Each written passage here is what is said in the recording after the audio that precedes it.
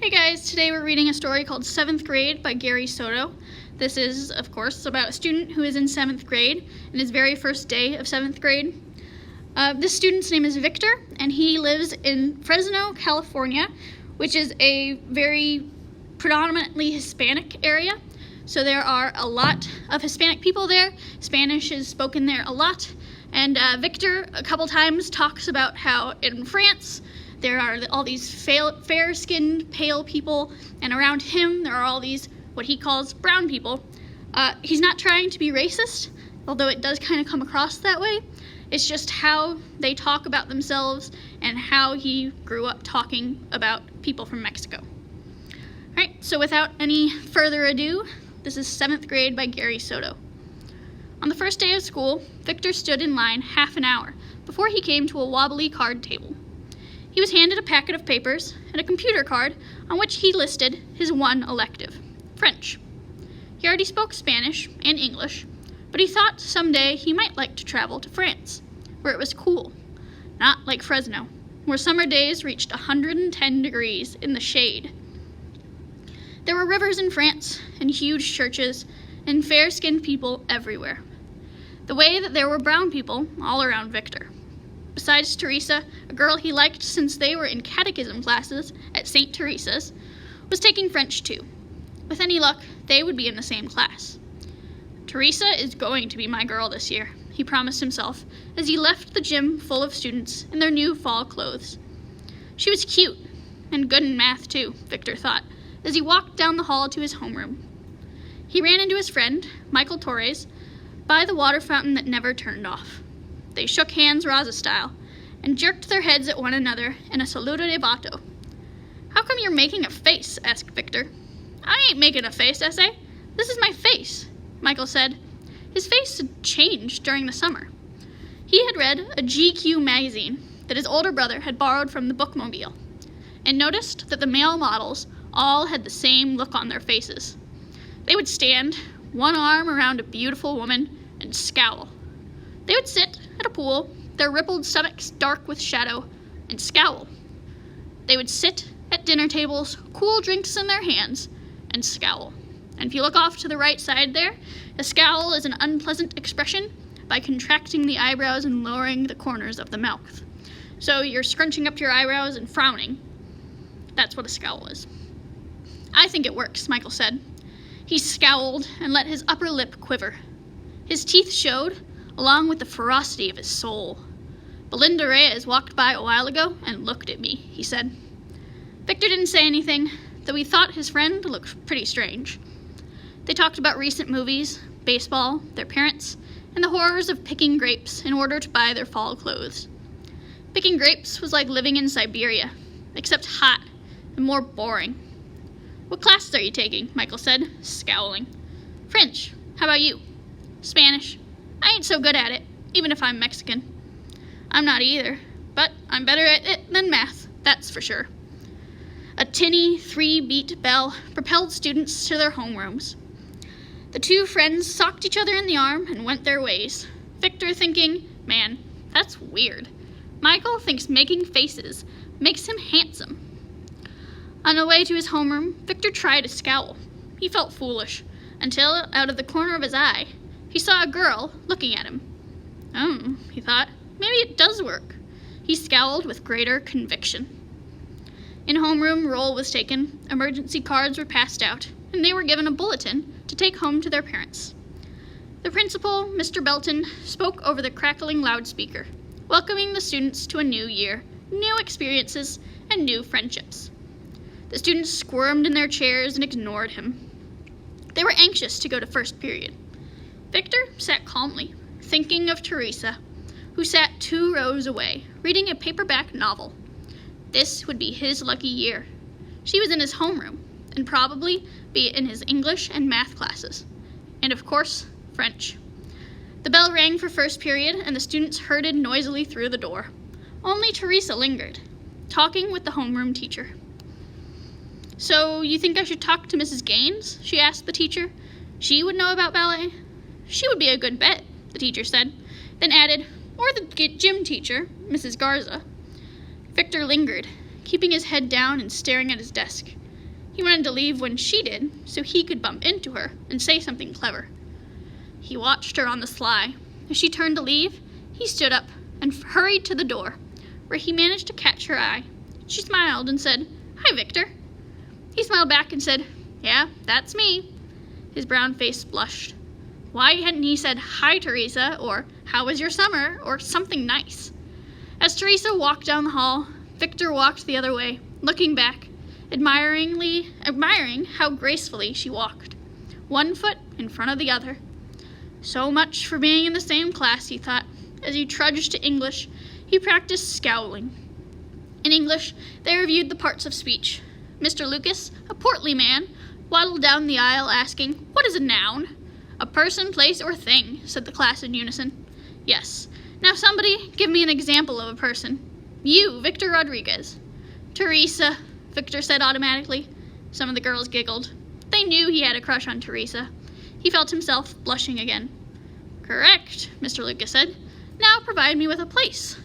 Mr. Lucas called on a freckled kid, who answered, "Teresa's house, with a kitchen full of big brothers." After English, Victor had math, his weakest subject. He sat in the back by the window, hoping he would not be called on.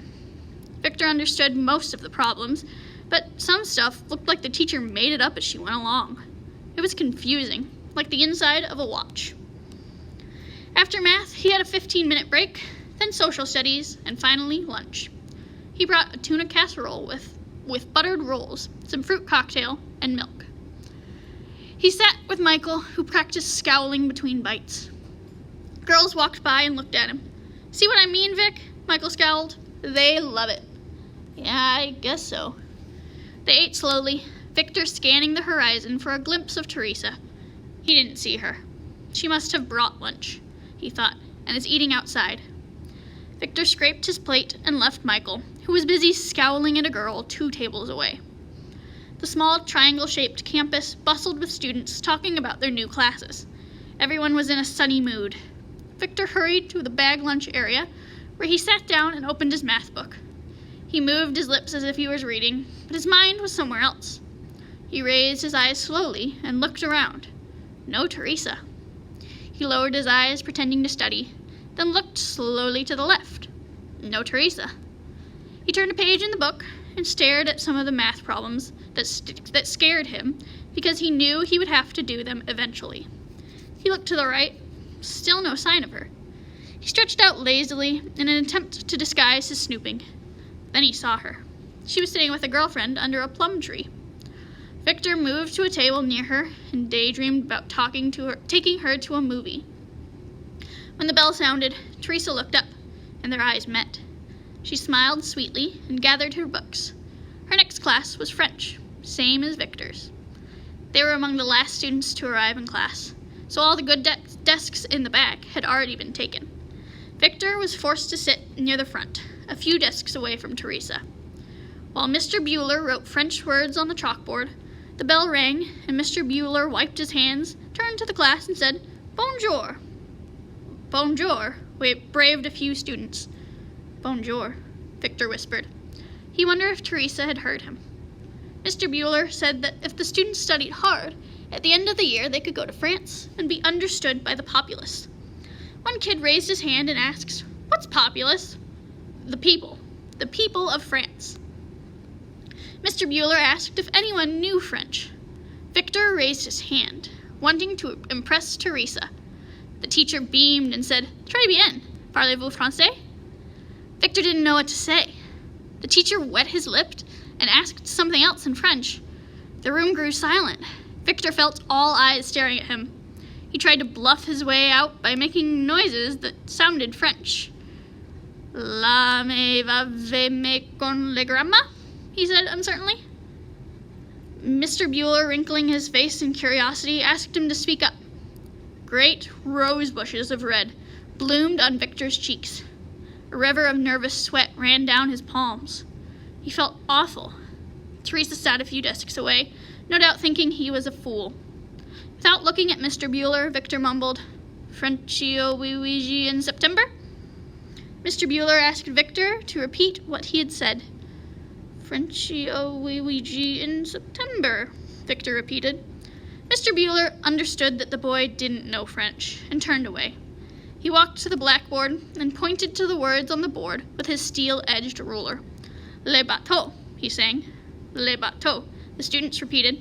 Le bateau est sur l'eau, he said. Le bateau est sur l'eau.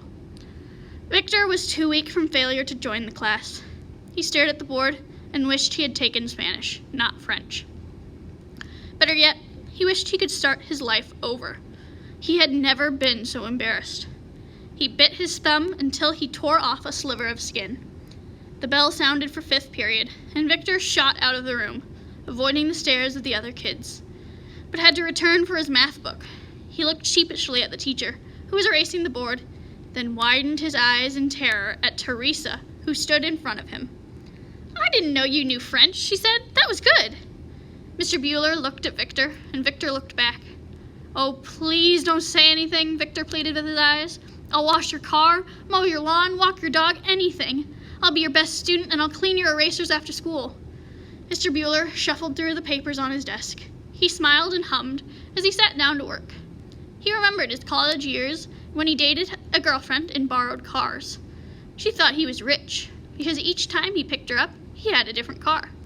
It was fun until he had spent all his money on her and had to write home to his parents because he was broke. Victor couldn't stand to look at Teresa.